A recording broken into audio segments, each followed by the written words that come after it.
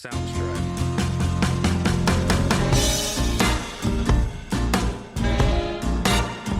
Hi, this is R+B Kitchen, and I know what you're thinking. R+B does not stand for Rhythm and Blues in our case. It stands for Renee and Bruce. Grandfather, granddaughter. Now, As if that weren't obvious. today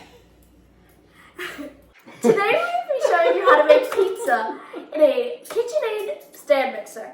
And for this recipe, you'll be needing bread flour, yeast, salt, extra virgin olive oil, water, and a KitchenAid mixer with the dough hook attachment. Okay. Can I say something now? Yes. Okay. So here are the measurements. 4 cups of flour, about a teaspoon of yeast, a teaspoon and a half of salt, and 2 tablespoons of olive oil, and 1.5 cups of water that is faucet hot, so about 110-120 degrees. So I didn't want to bore you, but I've already measured out the 4 cups of bread flour. We use King Arthur bread flour.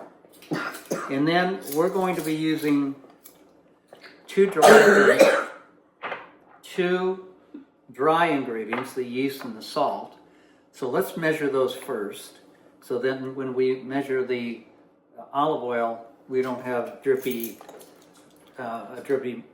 measuring spoons. I'll do it while you talk. So 1 teaspoon, and it can be a little less, a little more, depending upon how you like your pizza dough. That's fine, doesn't have to be exact. There, teaspoon. Okay, I'm going to put on stir, so it's going to be a little noisy. Now, Renee's going to put about a teaspoon and a half of, this is kosher salt, into the dough, into the flour. A teaspoon. And about a half. And about a half. And if you want 2 teaspoons, that's great. However you like it. Okay, let me move this over here. And now I'm going to do the olive oil. Yes, because I have unsteady hands. I'm sure his are so much more steady than mine. Wow. At my age? Yes. So, 2 tablespoons of olive oil. 1, 2. And these go in the sink because we're done with them. And they're full of oil. So now we're starting to form up a little bit. This water is I'm going to do this because I need to look at the dough. Now remember, in our bread machine videos, we weigh the flour. Because we're looking at what's happening to the dough, we don't have to weigh this flour. It's 4 cups. You just level it off, and away you go. So we add this water, and you may not use all of it. Okay, so you add, that's why I grabbed this from Renee, because she was just going to dump it in there. So we'll turn this to 2. These KitchenAid mixers should not, when you're using the dough hook, should not be past the second speed.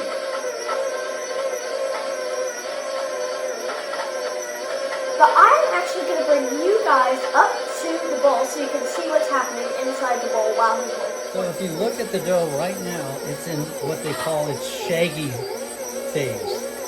You'll have some recipes where they say add moisture until you get a shaggy looking dough. So that's what it looks like. And we keep adding it until it forms, adding water until it forms a ball. But just don't dump it in there all at once.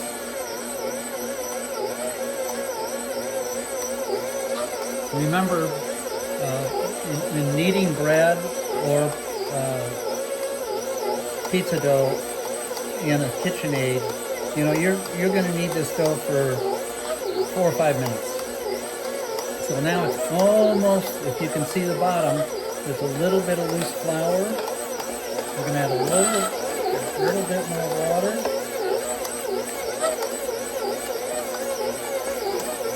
And this, now you can see that it's been completely formed into a ball. Last time you saw it, it was all spread apart and shaggy looking, but now it's completely into a ball. And the sides of the bowl are clean, so you look for that. Now, if Renee wants to take a picture of this measuring cup, you'll see that we have a 1/4 cup left of water. So just don't dump it in all at once, okay? So now while that's working, what we're gonna do is I'm gonna get a bowl, because you're gonna want this to rise in a bowl. And we're gonna cover it with saran wrap.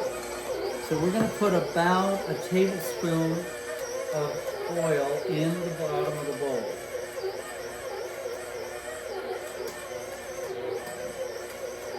This is the noisiest KitchenAid maybe on the planet. But it's come together very nicely.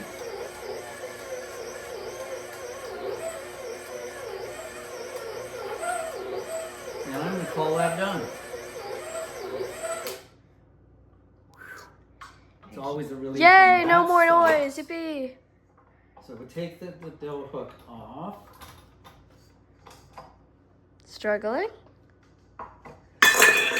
There it goes. And I'm going to form this with my very clean hands into a nice round ball. And then what I'm going to do is with the olive oil, don't want this to stick to the ball, to the dough to stick to the bowl. So we're going to take the olive oil, Talk to the camera, and kind of rub the olive oil around the edge of the bowl.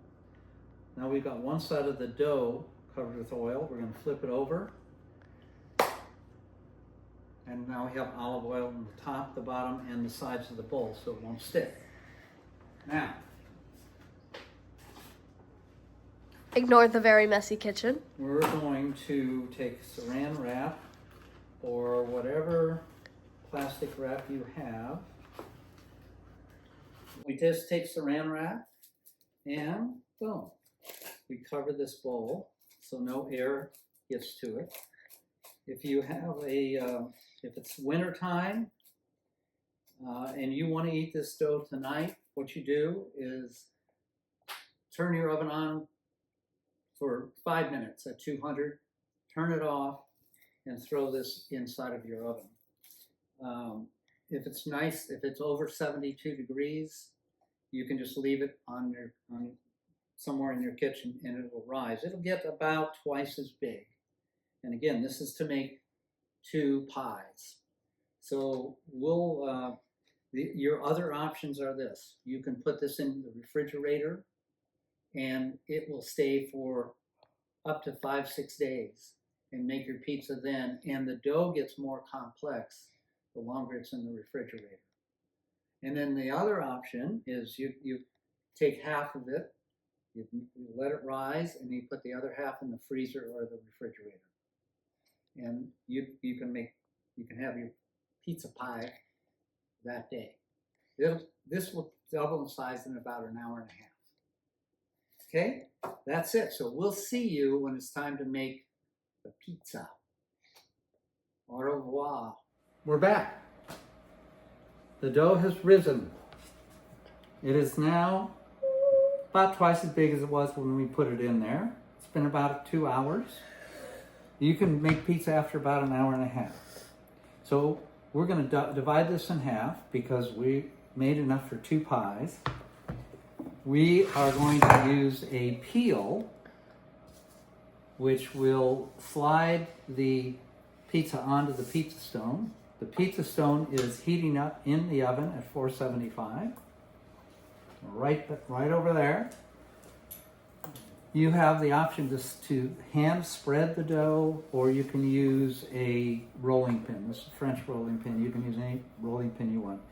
Today we're going to use a rolling pin because it takes a while to stretch the dough by hand. You need all-purpose flour, and then so the pizza will slide off of the peel, which is important. And we'll show you how to make sure it moves. You can use either semolina flour, or more commonly, cornmeal is used. And that means our oven's ready. That's right. Now the difference is that semolina flour won't burn. Cornmeal will burn. So that's why I've gone to semolina flour, but I've used cornmeal for 35 years doing this. Okay, so we're going to put a little flour onto the peel. And we're going to punch this down a little bit. And like, it's not a lot of flour. It's maybe like, what would you say, like 5, like 2 tablespoons. Yeah, what he said. 2 tablespoons. So we're going to cut this in half. Can I saw it? And then what we're going to do, Yeah. now when I'm making bread, I actually weigh my piece of dough. You want to play with it? Yeah. And then what you can do is put it back into a smaller bowl, or put it back into the bowl that we got it from.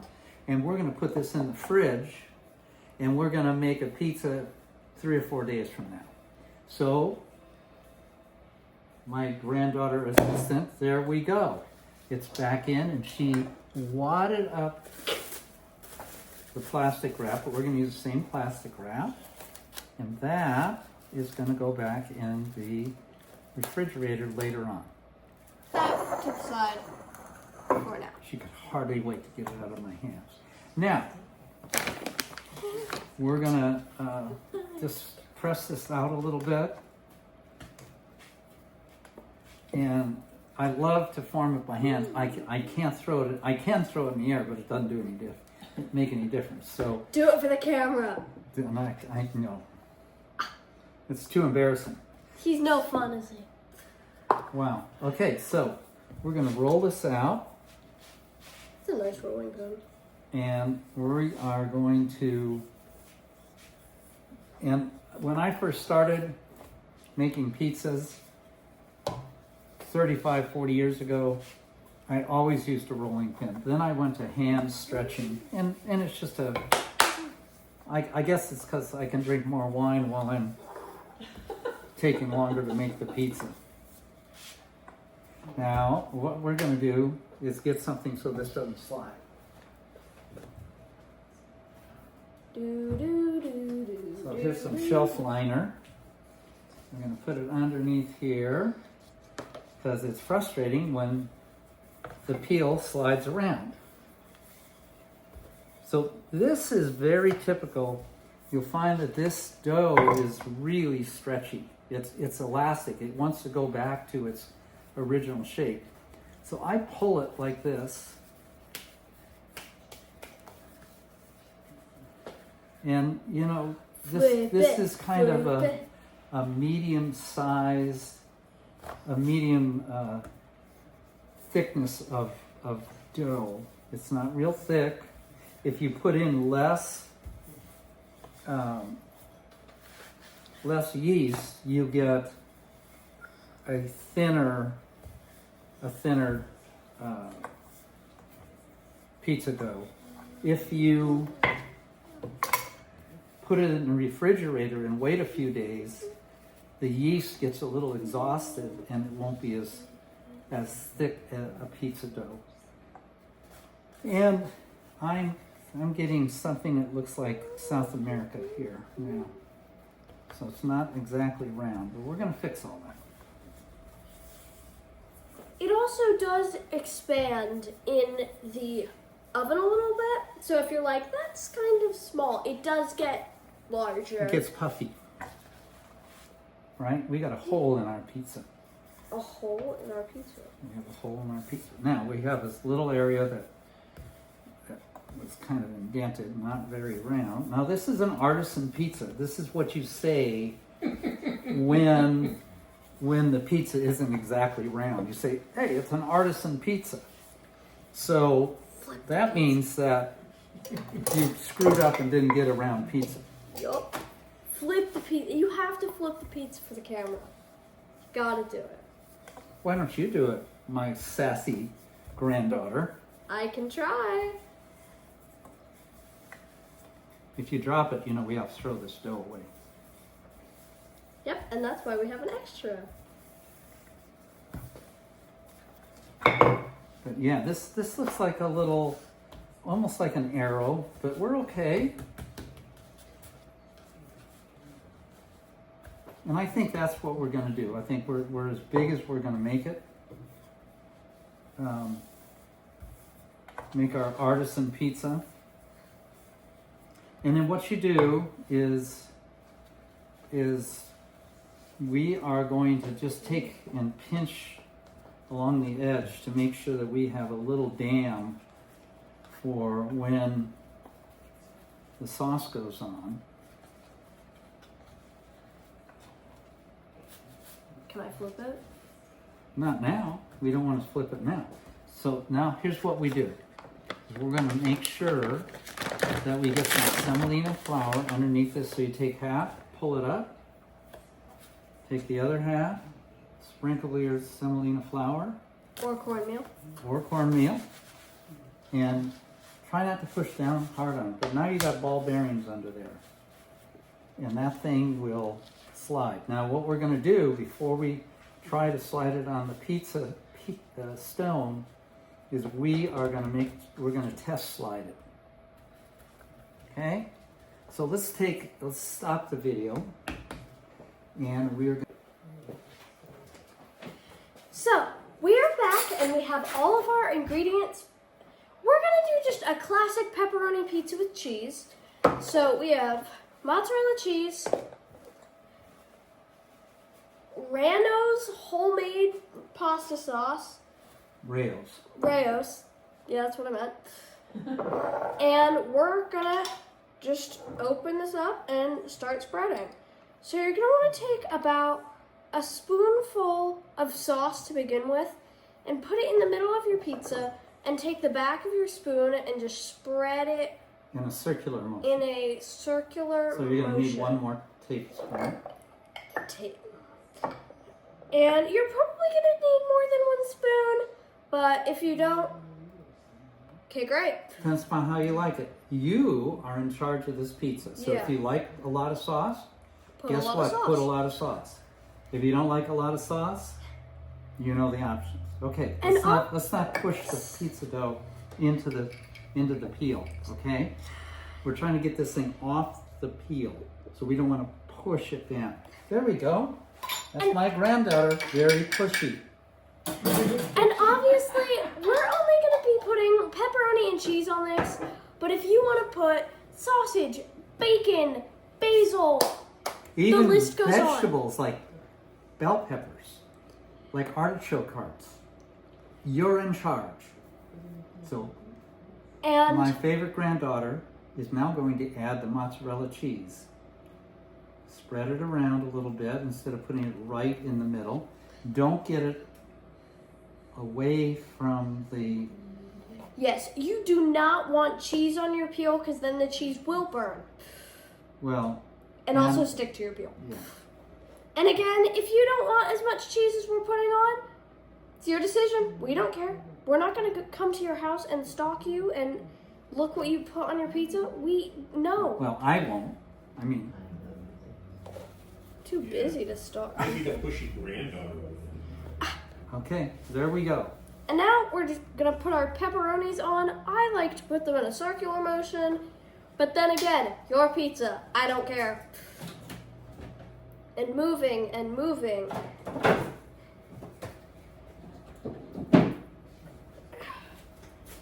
And we're going to put a little bit of, what is this, basil on it. Basil and oregano. You can also put Italian seasoning on it if you want to be... That's good. Just... Because that's a combination of a lot of things. Yes. That's a combination. I think it's basil, oregano, rosemary, and thyme. I think. I like it. Maybe It sounds like Italians. Sounds Please like a don't. Simon and Garfunkel song. Italians, please don't judge me if I said your seasoning. Okay, wrong. hold on. So now what we want to do, we want to see if this moves. And it does. But if it didn't, what you do is take some of your semolina flour or your cornmeal and you put it on the edge and then go like that and run this spatula underneath and away you go. Now, I think you should get the camera and go to the oven. Yep. Okay, so here we are with the pizza. It's going to go in the oven. The oven is 475, and I know from experience that this should cook about 10, 11 minutes. I'm going to set it for 11. So, whoa, let me get a hot pad, and I will pull. There's our stone, and you just get that pizza right there, and there it is, ready to go. And we're going to close that up. We're going to set our timer, and we will see you in 11 minutes. Or 10 minutes.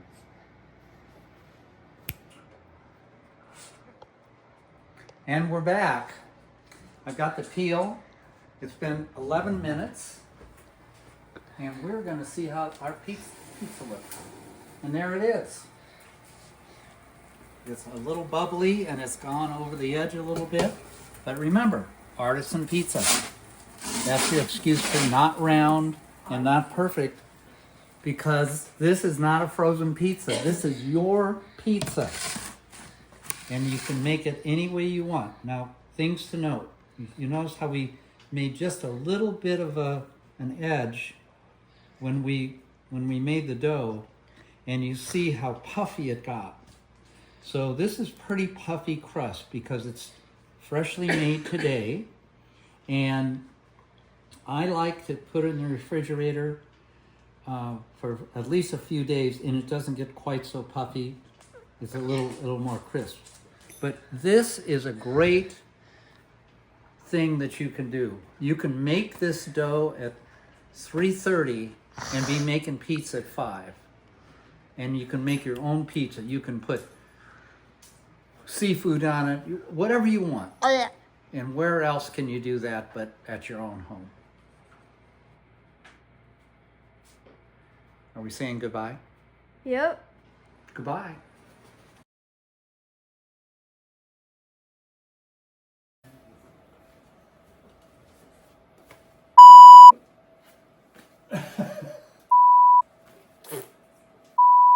Well, she smells that I have. So you're still trying to flip it? Well, don't ruin it. You're putting holes in it. This will be really fun to edit later. But I like this guy. Stripe.